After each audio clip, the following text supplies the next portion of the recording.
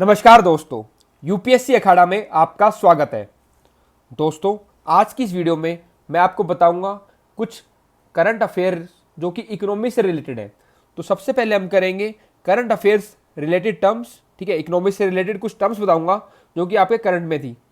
उसके बाद 15 finance commission, national payment corporation of India, national common mobility card, crypto currency क्या है, cashless economy, फिर उसके बाद हम पढ़ेंगे डोमेस्टिक सिस्टमेटिकली इंपॉर्टेंट बैंक्स, और लास्ट में करंट से रिलेटेड कुछ आपको इंपॉर्टेंट डेटा बताऊंगा मैं। तो सबसे पहले बात जो टर्म्स की बात करते हैं तो उसमें इंपॉर्टेंट टर्म है मिडिल इनकम ट्रैप। तो मिडिल इनकम ट्रैप क्या होता है?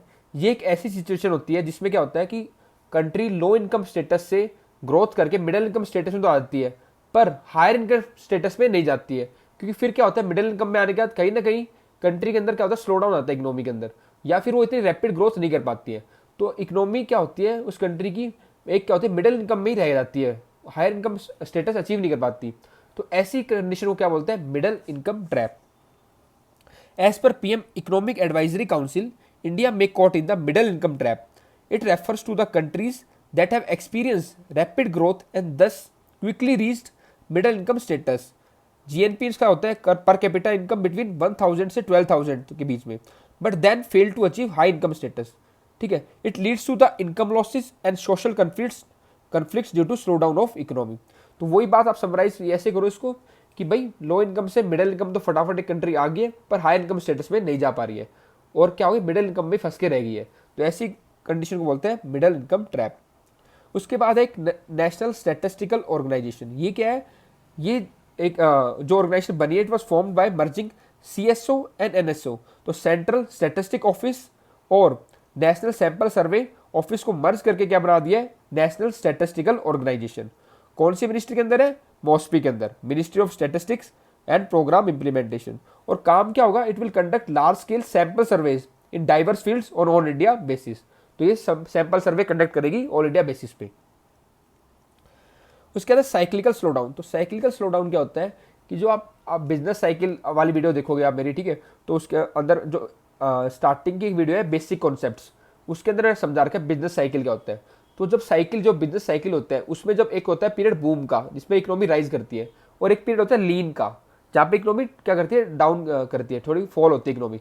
तो ऐसे पीरियड को क्या बोलते हैं आपको, जो साइक्लिक में होते हैं, ठीक है, साइक्लिकल स्लो डाउन। तो अब ये साइड में आप देखिए जो साइकिल बनी है बिजनेस साइकिल, इस पे जो डाउन, जहाँ पे इकोनॉमिक ग्रोथ गिर रही है, रिसेशन का टाइम हो गया, ठीक है, तो ये टाइम क्या होता है आपका? साइक्लिकल स्लो डाउन में आता है ये चीज़ें।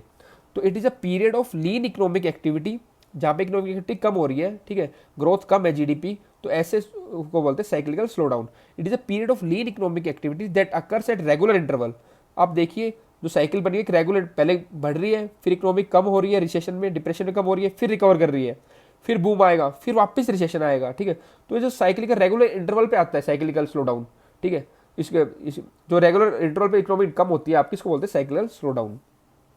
सच slow down last over the short to medium term and all based on the changes in the business cycle. तो ये जो बिजनेस साइकिल में चेंजेस आते हैं उसके ऊपर ही बेस्ड होता है, और ये शॉर्ट टर्म और मीडियम टर्म तक ही लास्ट करता है। क्योंकि इसमें होता है, जब भी ऐसे डाउन इकोनॉमी आती है तो गवर्नमेंट या सेंट्रल बैंक क्या करता है, अपनी एक्सपेंशनरी पॉलिसी लेके आते हैं, ठीक है। तो गवर्नमेंट एक्सपेंशनरी फिजिकल पॉलिसी लेके आएगी, इकोनॉमी में स्टिमुलस देगी, ठीक है। ये भी आपको मैंने समझा रखा है अपनी वीडियोस के अंदर कि कैसे गवर्नमेंट स्टिमुलस देके आप कैसे इकोनॉमी को वापस रिकवर करती है। तो generally interim physical and monetary measures and, ठीक है, and need based regulatory changes are required to revive the economy. उसके बाद है बायलैटरल नेटिंग। तो बायलैटरल नेटिंग क्या होता है कि मान लीजिए दो पार्टीज हैं, उनके पीछे बहुत सारी ट्रांजेक्शन हो रखी है, कि किसी ने उसको पैसा दिया, फिर दूसरी पार्टी ने लिया, तो ऐसे बहुत सारी ट्रांजेक्शन हो रखी है, दो या उससे ज़्यादा, और उसको फाइनली एक डिसाइड कर दो या भाई अब आपको इस पार्टी को इतना पैसा देना है या लेना है। तो बहुत सारी ट्रांजेक्शन को जब आप एक ट्रांजेक्शन में कन्वर्ट कर दो फाइनली, तो उसको बोलते हैं बायलैटरल नेटिंग। कंसोलिडेटिंग टू और more transaction between two parties into a single net transaction, तो ये आपका बायलैटरल नेटिंग। अब देखते हैं base erosion and profit shifting. तो ये बीईपीएस क्या है? इसमें क्या होता है, मान लीजिए एक कंपनी है, मल्टीनेशनल कंपनी है, उसकी अलग अलग जगह क्या है, सब्सिडरीज है। तो मान लीजिए इंडिया में एक सब्सिडरी है, एक मॉरिशस में है, और इंडिया में टैक्स रेट ज़्यादा है, ठीक है, भले ही इकोनॉमिक एक्टिविटी उनकी बहुत ज़्यादा हो रही है इंडिया में, और मॉरिशस में मान लो टैक्स रेट कम है। तो कंपनी क्या करती है, क्या शो करती है कि उन्होंने ज़्यादा पैसा कहाँ से कमाया, मॉरिशस से कमाया, और इंडिया से पैसा कम कमाया है। तो जब इंडिया में प्रॉफिट वो कम शो करेगी तो उनको कम टैक्स पे करना पड़ेगा इंडिया में। और मॉरिशस में क्या करती है, टैक्स ऑलरेडी लो है तो वहाँ पे अपना प्रॉफिट ज़्यादा दिखा देती है वो, ठीक है। तो फिर वहाँ से क्या होता है, उनको टैक्स भी वहाँ पे कम पे करना पड़ता है। तो ये एक टैक्स इवेजन तरीका है, टैक्स इवेजन का तरीका है, base erosion and profit shifting. ये क्या, it's a tax planning strategies that exploits gaps and mismatch in the tax rules to artificially shift profits to low or no tax location, ठीक है, where there is little or no economic activity resulting in the little or no overall corporate tax being paid. ये मैंने आपको बताया कि जहाँ पे economic activity बिल्कुल कम है वहाँ पे लोग क्या करते हैं, अपना प्रॉफिट शिफ्ट करते हैं एमएनसीज। क्यों? क्योंकि वहाँ पे टैक्स रेट कम है इसीलिए। तो ये एक टैक्स इवेजन का तरीका है, कंपनी से अपने टैक्स इवेड करती है। और एक कंसेप्ट किसने दिया था, organisation for economic cooperation and development, तो ओईसीडी का कंसेप्ट है, ठीक है। तो इसी के लिए कंट्रोल करने के लिए तो गवर्नमेंट ने ऐसे रूल बनाए, ठीक है। अभी एक टर्म और निकली, प्लेस ऑफ इफेक्टिव मैनेजमेंट। तो ये क्या है, इसमें वो ये है कि ऐसी जगह, ठीक है, अब भले ही आप देखो मॉरिशस में उनका मेन काम नहीं हो रहा था, ठीक है, काम मोस्टली उस जो पिछले एग्जाम्पल मैंने आपको बताया इंडिया से हो रहा था उस कंपनी का, और मैनेजमेंट के डिसीजन भी इंडिया से लिए जा रहे थे क्योंकि वहाँ पे काफ़ी इकोनॉमिक एक्टिविटी हो रही है अगर। तो ऐसी जगह जहाँ पे कंपनी के काफ़ी मेजर काम हो रहे हैं तो उस चीज़ को बोलते हैं प्लेस ऑफ इफेक्टिव मैनेजमेंट। ये क्या, a place where key management and commercial decisions that are necessary for the conduct of the business of an entity as a whole are in substance made. तो वो होगा आपका place of effective management. अब POM, ये जो है place of effective management, इसका use करके गवर्नमेंट क्या करती है, टैक्सेस का, ये जो कंपनीज होती है टैक्सेस इवेड करती है इसको कंट्रोल करती है। डिफरेंशिएटेड बैंक्स, अब ये क्या है डिफरेंशिएटेड बैंक्स, देखो वैसे आप जो एग्जांपल देखोगे एसबीआई हो गया, ठीक है, आईसीआईसी हो गया, ये क्या आपके यूनिवर्सल बैंक है। क्योंकि ये क्या होता है, अगर आरबीआई से इनको परमिशन मिल गई है तो लगभग ये बैंक के जितने प्रोडक्ट्स हैं, ठीक है, चाहे क्रेडिट हो, चाहे पेमेंट हो, डिपॉजिट हो, या और कोई जो भी प्रोडक्ट्स है बैंकिंग, वो सारे प्रोडक्ट्स क्या करती है, सेल कर सकती है और उनका यूज़ कर सकती है। लेकिन डिफरेंशिएटेड बैंक क्या होता है, इनको एक पर्टिकुलर प्रोडक्ट के लिए लाइसेंस मिलता है, ठीक है। तो डिफरेंशिएटेड बैंक्स क्या, banking institutions license by the RBI to provide a specific banking service and products, या तो फिर क्रेडिट होगा या पेमेंट या डिपॉजिट, तो एक स्पेसिफिक सर्विस के लिए इनको लाइसेंस मिलता है, तो इनको बोलते हैं डिफरेंशिएटेड बैंक्स।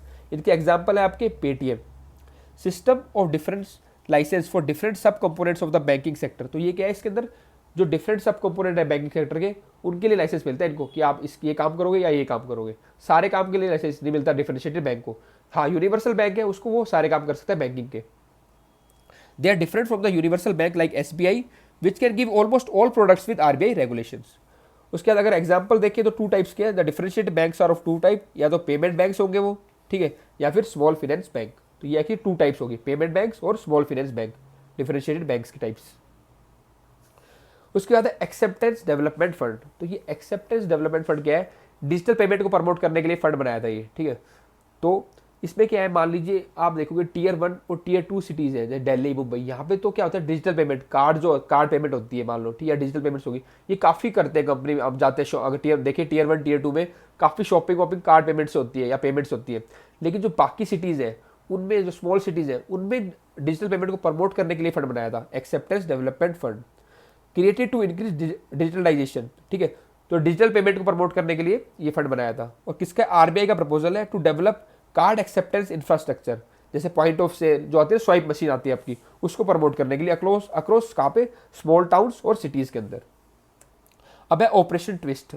तो ऑपरेशन ट्विस्ट क्या है, when the central bank uses the proceeds from the sale of short term securities to buy long term government debt papers leading to the easing of interest rate on the long term papers. तो ये operation twist में क्या करता है government, RBI क्या करता है, central bank क्या करता है कि जो गवर्नमेंट की जो है ना, जो शॉर्ट टर्म सिक्योरिटीज है इनको तो सेल कर देते हैं, ठीक है, और जो पैसा आता है उसका क्या करते हैं, लॉन्ग टर्म सिक्योरिटीज खरीद, गवर्नमेंट के डेट पेपर्स खरीद लेती है, ठीक है।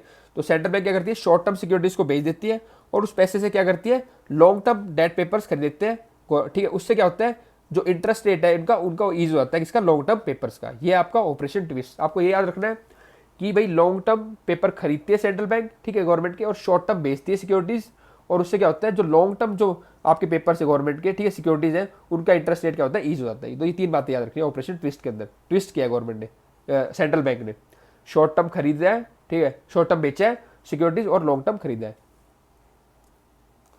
अब है twin balance sheet problems. Twin balance sheet मतलब, ट्विन का मतलब दो, तो दो जगह में क्या होगा, बैलेंस शीट की दिक्कत आएगी। तो यहाँ पे दो सेक्टर कौन से, आपके कॉर्पोरेट सेक्टर और बैंक। तो जब इनकी बैलेंस शीट में दिक्कत आती है, यानी कि बैलेंस शीट कोई प्रॉब्लम आती है तो उसको बोलते हैं ट्विन बैलेंस शीट प्रॉब्लम। अब इसमें होता क्या है, पहले होगा मान लो बैंक हो गए, ठीक है, बैंक ने क्या किया, कंपनीज को लोन दिया और कंपनीज क्या करेगी, प्रोडक्शन करेगी, अपना माल बेचेगी और बैंक को लोन रीपे करेगी।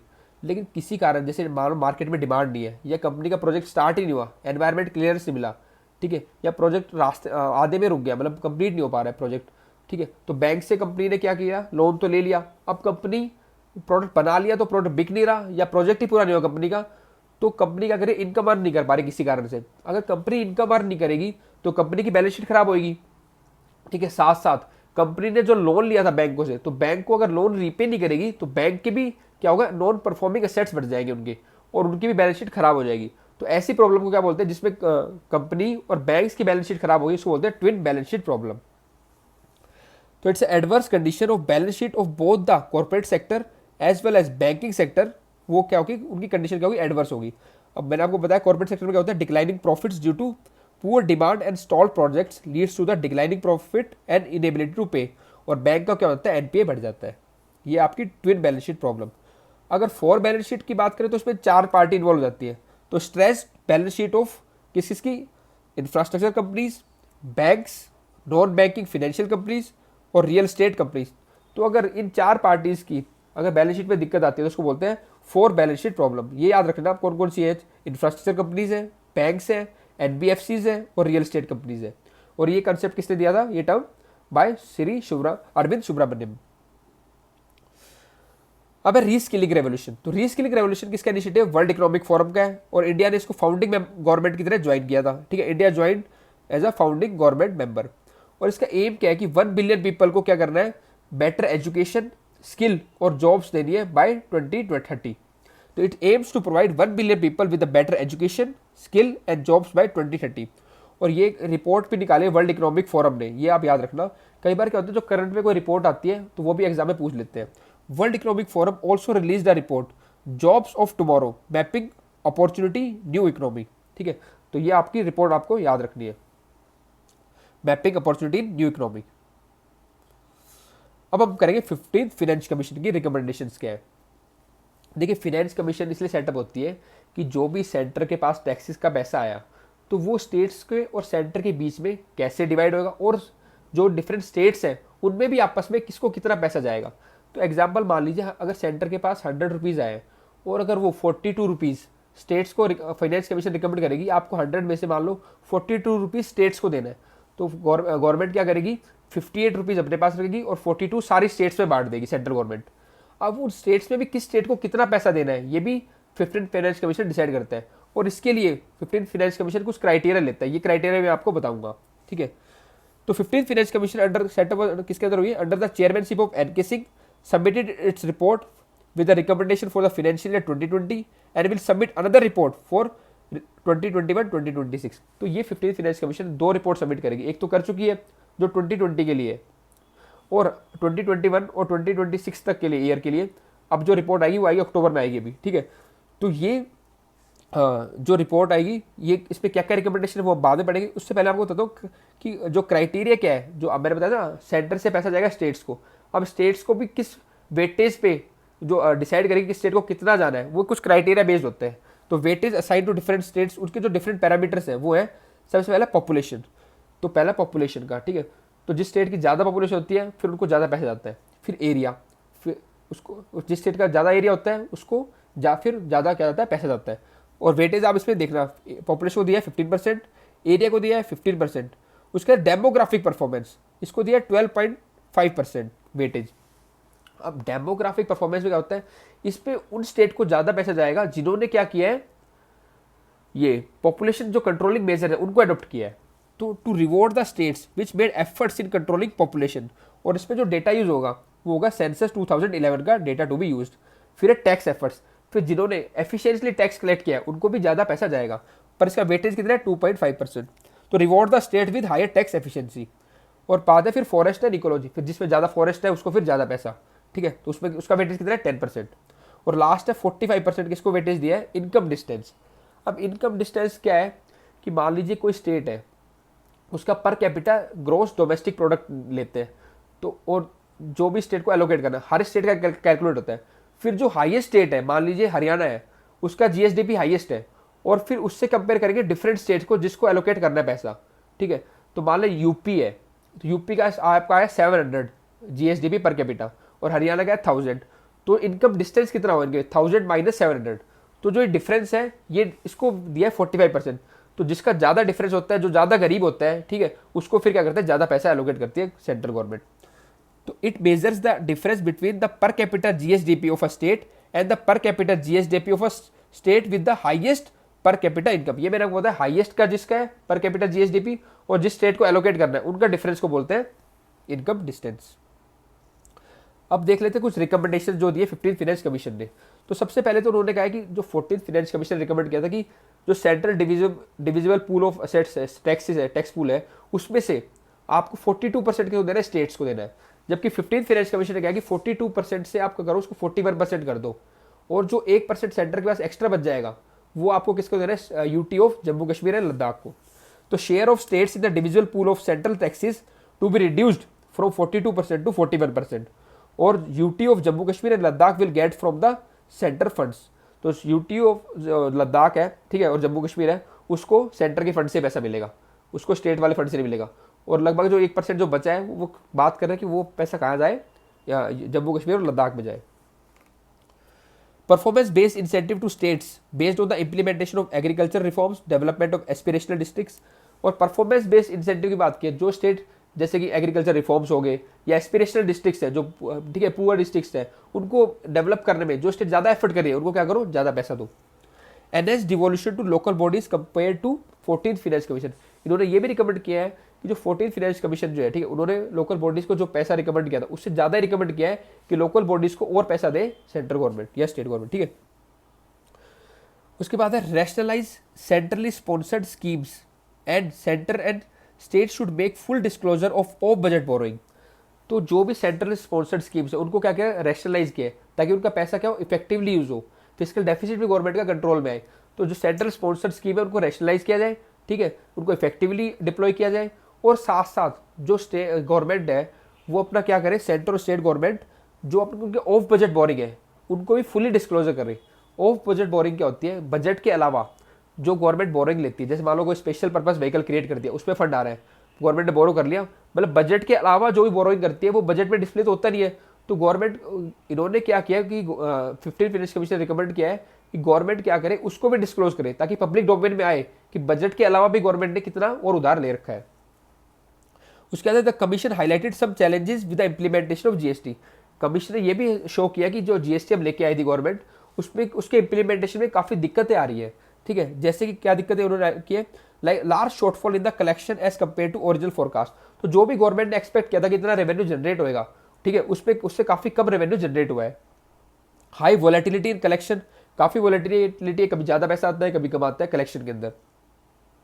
Glitches in invoices and tax input matching, और जो ये आपका जीएसटी का पूरा प्रोसेस होगा ना, इनपुट टैक्स मैचिंग और ये सब, ये आप मेरी टैक्सेशन वाली वीडियो में समझ सकते हैं। तो इसमें भी काफ़ी ग्लिचेज आए, और जो रिफंड होता है पैसा, ठीक है, तो उसमें भी काफ़ी क्या हुआ, डिले देखा गया है। तो ये सब प्रॉब्लम आई है आपकी जीएसटी के इम्प्लीमेंटेशन में। अब है national payment corporation of India, ठीक है। तो ये इसका क्वेश्चन भी आ चुका है यूपीएससी में एनपीसीआई के बारे में। तो ये क्या होता है, जो बैंकों को क्या होता है, जो पेमेंट सॉल्यूशन है ना, जैसे आपका भीम ऐप डेवलप होगी, तो ऐसे डिजिटल और पेमेंट सॉल्यूशन में हेल्प करती है ये एनपीसीआई। तो national payment corporation of India क्या है, it is a not for profit company है to provide cost effective payment solution for banks, help in financial inclusion through apps like UPI भीम। तो इससे क्योंकि पेमेंट अच्छे तरीके से, ठीक है, अगर सिंप्लीफाइड तरीके से हेल्प हो रही है, बैंक्स की पेमेंट सिस्टम डेवलप कर रहा है ये, तो इससे क्या हो रहा है, फाइनेंशियल इंक्लूजन भी प्रमोट हो रहा है। जैसे कि इसने क्या किया, भीम यूपीआई ऐप को भी डेवलप किया है। और इनिशिएटिव अगर इसके देखें एनपीसीआई के, तो वो है भीम, भारत क्यूआर कोड, ठीक है, और रुपए। और एनपीसीआई ने क्या किया, एक आधार इनेबल्ड पेमेंट सिस्टम किया। इसमें क्या होता है कि मान ले आधार कार्ड के थ्रू जो पेमेंट सिस्टम है वो जो बेनिफिशियरीज है उनके अकाउंट में चली जाती है डायरेक्ट, ठीक है। तो ये आधार एनपीसीआई आधार इनेबल्ड पेमेंट सिस्टम, इसमें क्या है, direct benefit transfer into the beneficiary account of MNREGA wages, LPG subsidy और स्कॉलरशिप। मान लीजिए किसी को मनरेगा में जो वर्कर्स है उनको काम करना है, तो आधार नंबर उनका पूछ के, आधार नंबर के थ्रू ही अगर पैसा उनके डायरेक्ट जा रहा है उनके अकाउंट में, ठीक है, तो इसको बोलते हैं डायरेक्ट बेनिफिट ट्रांसफर, या स्कॉलरशिप का पैसा या एलपीजी सब्सिडी का। तो इससे क्या होता है, मिडल मैन जो है उसका भी एलिमिनेशन हो गया है। तो डायरेक्ट पैसा कहाँ से जा रहा है, गवर्नमेंट से और बेनिफिशियरी के अकाउंट में, इसको बोलते हैं डीबीटी। ये जो आधार एनेबल्ड सिस्टम है, आधार के थ्रू जाता है, ये भी किसने डेवलप किया है? एनपीसीआई ने। अब है NCMC, national common mobility card. ये एक ऐसा कार्ड है जिसकी हेल्प से क्या करते हैं कि एक इंडिविजुअल पूरी कंट्री में एक ही कार्ड के through different mode of transport से ट्रैवल कर सकता है। जैसे कि आप मान लो मेट्रो में ट्रैवल कर रहे हैं जयपुर में, ठीक है, और फिर आप जा रहे हैं अहमदाबाद मेट्रो में, फिर दिल्ली मेट्रो में, तो एक सिंगल कार्ड के थ्रू आप क्या कर सकते हैं, उससे मूव कर सकते हैं। उस सिंगल मेट्रो कार्ड से आप डिफरेंट फैसिलिटी यूज़ कर सकते हैं ट्रांसपोर्ट की, और साथ साथ आप इससे रिटेल शॉपिंग भी कर सकते हैं। ऐसा कार्ड है ये। किसने डेवलप किया? Ministry of housing and urban affairs ने। और किस लिए? To enable seamless travel by different metros and other transport system across the country besides retail shopping and purchases. और डेवलप किसने किया? NPCI, Bharat electronics limited, centre for development of advance computing CDAC और and सब banks. तो इन सब ने मिलकर क्या डेवलप किया है? National common mobility card. अब इसके 3 कंपोनेंट्स है। पहला तो एक कार्ड ही होगा एनसीएमसी, और एक स्वीकार है और एक स्वागत है। तो एनसीएमसी क्या है? ये बैंक इशू करेगा, और ये क्या है? डेबिट, क्रेडिट और प्रीपेड कार्ड है, ठीक है। इसका यूज़ किस पे होएगा? यूज़ फॉर मेट्रोज, बस, सबअर्बन रेलवेज। मान लो मेट्रो में आपको ट्रैवल करना है, ठीक है, रेलवेज में आपको ट्रैवल करना है, सबअर्बन रेलवेज होती है उनमें, और टोल टैक्स पे करने के लिए, पार्किंग चार्जेस के लिए, ठीक है, smart city payments and retail shopping के लिए। तो ये तो आपका कार्ड हो गया। फिर एक स्वीकार है, वो क्या है? ऑटोमेटिक फेयर कलेक्शन सिस्टम है, उसमें सारा ऑटोमेटिकली फेयर कलेक्ट हो जाएगा। और स्वागत क्या है? ऑटोमेटेड गेट है। अब है क्रिप्टो करेंसी। तो क्रिप्टो करेंसी क्या है? ये एक डिजिटली करेंसी है, और फिजिकल फॉर्म में करेंसी मिलेगी, ऐसी करेंसी जो डिजिटली है और कोई सेंट्रल गवर्नमेंट या कंट्री इसको रेगुलेट नहीं कर रही है। तो इट इज़ अ डिजिटल और virtual currency that is mean to be a medium of exchange. It allow transaction to take place without regulation by any country. और इसकी एग्जिस्टेंस कंप्लीटली क्या है? ऑनलाइन है, कोई फिजिकल एग्जिस्टेंस नहीं है। तो ऐसी करेंसी को क्या बोलते हैं? आपको क्रिप्टो करेंसी। और इसकी जो वैल्यूज है वो किसको बेस करती है? स्पेकुलेशन पे बेस्ड है, तो काफ़ी रिस्की होती है ये। और इस पर कोई मैंने बताया सेंट्रल बैंक कोई कंट्रोल नहीं है, तो इसको बोलते हैं डिसेंट्रलाइज, ठीक है, लोगों के पास ही कंट्रोल होता है। Decentralise as no central bank control their supply और प्राइस राइज, सप्लाई और प्राइस, ठीक है। ट्रांजेक्शन कैसे होती है? पीयर टू पीयर होती है with no bank as a intermediary. तो पीयर टू पीयर जो भी जिनके पास पैसा है, ये करेंसी है, वो आपस में ट्रांजेक्शन करते हैं, कोई बैंक इसमें इंटरमीडियरी का काम नहीं करता क्रिप्टो करेंसी के अंदर। उसके एग्जाम्पल देखें तो example is bitcoin, litecoin, ethereum और जेड कैश। अब है cashless economy. Economy where financial transactions are not conducted with money in the form of physical bank notes or coin, but rather through electronic method such as online wallets like Paytm, internet banking. तो ऐसी economy जहाँ पे क्या होता है, आपकी financial transaction cash या money notes या क्वाइंस के थ्रू नहीं हो रही, बल्कि कैसे हो रही है? डिजिटल पेमेंट के थ्रू हो रही है। पेटीएम हो गया, ठीक है, कार्ड्स हो गए, डिजिटल पेमेंट हो रही है, तो इंटरनेट बैंकिंग हो गया। तो ऐसी इकोनॉमी को बोलते हैं कैशलेस। लेकिन मैं आपको एक बात बताता हूँ, पूरी भी इकोनॉमी हम कैशलेस नहीं कर सकते, क्योंकि कैश के भी अपने कुछ एडवांटेज होते हैं, ठीक है, और सारी इकोनॉमी भी, ठीक है, हम कैश पे नहीं चला सकते, क्योंकि कैश के कुछ नेगेटिव भी होते हैं। तो हमें एक बीच का रास्ता अपनाना चाहिए, लेस कैश। उसमें हम क्या होता है कि हम कैशलेस ट्रांजेक्शन को ज़्यादा प्रमोट करते हैं, हालांकि कैश भी यूज़ करते हैं पर कम यूज़ करते हैं कैश को, डिजिटल पेमेंट्स को ज़्यादा प्रमोट करते हैं। तो digital payment is not a Panacea, कोई रामबाण नहीं है, ठीक है, nor cash is all together bad, और कैश भी सारा खराब नहीं है। So for countries like India less cash is the way head. तो कोई अगर डिजिटल पेमेंट का क्वेश्चन आए मेंस के अंदर, तो आप इसको क्या करते हैं, कंक्लूजन की तरह भी यूज कर सकते हो इस लाइन को। अब डोमेस्टिक सिस्टमेटिकली इंपॉर्टेंट बैंक्स, ये ऐसे बैंक्स होते हैं जिनकी ना काफ़ी बहुत ज़्यादा इनके पास पैसा होता है, काफ़ी बड़ा स्ट्रक्चर होता है, खूब असेट्स होता है, और माना जाता है कि ये बैंक्स फेल नहीं होंगे। और अगर ये बैंक्स अगर फेल हो जाते हैं, ठीक है, तो क्या होता है, इकोनॉमी में बहुत बड़ा कोलैप्स भी आ सकता है, इकोनॉमी में काफ़ी बड़ा डिस्टॉर्शन आता है। तो इसलिए जो इनके जो नॉर्म्स होते हैं, जो कैपिटल नॉर्म्स होते हैं, जो पैसा इनको रखना होता है अपने पास, ठीक है, या फिर इनके डिस्क्लोजर नॉर्म्स होते हैं, ये काफ़ी स्ट्रिंजेंट होते हैं, ठीक है, जो बैंक इस कैटेगरी में आते हैं, ताकि क्योंकि गवर्नमेंट भी नहीं जाएगी और ना ही सेंट्रल बैंक जाएगा कि ये बैंक फेल करे। तो ये क्या है, domestic systematically important banks. The RBI identifies some banks as the systematically important due to their size, cross jurisdictional activities and lack of substitute. काफ़ी बड़े होते हैं, एसेट्स काफ़ी होते हैं इनके पास, क्रॉस ज्यूरिडिक्शन काफ़ी कंट्रीज में इनका काम चल रहा होता है, ठीक है, एक्टिविटीज करते हैं, और लैक ऑफ सब्स्टिट्यूट, और इनका सब्स्टिट्यूट भी नहीं होता है, कि इतने बड़े होते हैं कि और इनका सब्स्टिट्यूट भी नहीं है। They are considered as too big to fail, that is failure of this bank may result in the significant disruption to overall economic activities, ठीक है। और उसमें bank whose assets exceed 2% of the GDP are considered part of this. ये बात रखना कि जो bank जिनका कंट्री है जैसे इंडिया है, उसके 2% या उससे ज़्यादा जीडीपी से उनके एसेट जो है ना 2% से ज़्यादा उनके एसेट एक्सीड करते हैं, ठीक है। जैसे मान लें जो इंडिया है, तो उसमें क्या होगा, जो बैंक्स के एग्जांपल है एसबीआई, आईसीआई, एचडीएफसी, इनके पास इतने असेट हैं कि इंडिया की 2% से जो जीडीपी है उसका 2% से भी ज़्यादा असेट्स है इनके पास। तो ऐसे बैंक कौन से होते हैं आपके domestic systematically important banks. DSIBs have more stringent capital norms and disclosure norm. ये मैंने आपको बताया कि बैंक्स नहीं जाएगा, सेंट्रल बैंक नहीं जाएगा, कंट्री के गवर्नमेंट नहीं जाएगी कि ये बैंक फेल हो, तो इसलिए क्या होते हैं इनके कैपिटल नॉर्म्स और डिस्क्लोजर नॉर्म काफ़ी स्ट्रिंजेंट होते हैं बाकी बैंक की कंपेरेटिवली। अब लास्ट में हम देखें कुछ डेटा इंपॉर्टेंट। तो अगर इंडिया की पर कैपिटा इनकम की बात करें तो वो क्या है 11,254 है। और अगला पॉइंट है कि इंडिया में जो है ना ऑयल की जो इम्पोर्ट है वो बढ़ गया है, कहाँ से 83.5% से 85% हो गया है। क्यों? इंडिया में भले ही अच्छी पॉलिसी लेके आई है गवर्नमेंट ये डोमेस्टिक प्रोडक्ट्स को बढ़ाने के लिए, पर किसी कारण ना डोमेस्टिक प्रोडक्ट्स उतनी बढ़ नहीं पाई है। तो हमारा ऑयल का इम्पोर्ट क्या हो गया, क्रूड ऑयल का, ठीक है, वो बढ़ गया है पहले से ज़्यादा इस बार। India's oil refining capacity stood around 250 million metric tons, making it the second largest refinery in Asia. Private companies own about 35% of the total refining capacity. तो इंडिया में जो रिफाइनरी है, ठीक है, जो इंडिया की रिफाइनिंग कैपेसिटी है वो एशिया में सेकंड नंबर पे है और प्राइवेट सेक्टर का उसमें जो शेयर है वो 35% है। अब देखो जो अगले पॉइंट्स है 2 पॉइंट्स उसमें आपको बताऊंगा कि इंडिया सबसे ज़्यादा इंपोर्ट क्या करता है और इंडिया सबसे ज़्यादा एक्सपोर्ट क्या करता है। ये ऑर्डर आपको याद रखना है। तो सबसे पहले हम करेंगे कि डिक्रीजिंग ऑर्डर एक्सपोर्ट्स का, कि सबसे ज़्यादा एक्सपोर्ट इंडिया क्या करता है, फिर उसके बाद तो अगर बात करें decreasing order of share of commodities in exports, तो सबसे ज़्यादा एक्सपोर्ट करते हैं हम पेट्रोलियम प्रोडक्ट्स, ठीक है। उसके बाद करते हैं pearl, precious and semi precious stones, फिर ड्रग फॉर्मुलेशंस, फिर gold and other precious metal jewellery और लास्ट में आयरन एंड स्टील, ठीक है। ये 5 टॉप 5 आपके हैं क्या जो सबसे ज़्यादा हम क्या करते हैं एक्सपोर्ट करते हैं। तो याद दोबारा देख लो, पेट्रोलियम प्रोडक्ट सबसे ज़्यादा एक्सपोर्ट करते हैं, फिर pearl, precious and semi precious stones, फिर ड्रग फॉर्मुलेशंस, फिर gold and other precious metal jewellery और फिर आयरन एंड स्टील। अब बात करते हैं इंपोर्ट, तो सबसे ज़्यादा इंपोर्ट करते हैं हम मिनरल फ्यूल्स इंक्लूडिंग ऑयल, फिर जेम्स, प्रेशियस मेटल्स और फिर इलेक्ट्रिक मशीनरी। तो सबसे ज़्यादा करते मान लो इंपोर्ट करते हैं मिनरल फ्यूल्स जैसे ऑयल होगा, क्रूड ऑयल होगा आपका, फिर जेम्स और प्रीशियस मेटल्स, ये इंपोर्ट सेकंड नंबर पे है, और थर्ड नंबर पे इंपोर्ट फिर करते हैं इलेक्ट्रिक मशीनरी।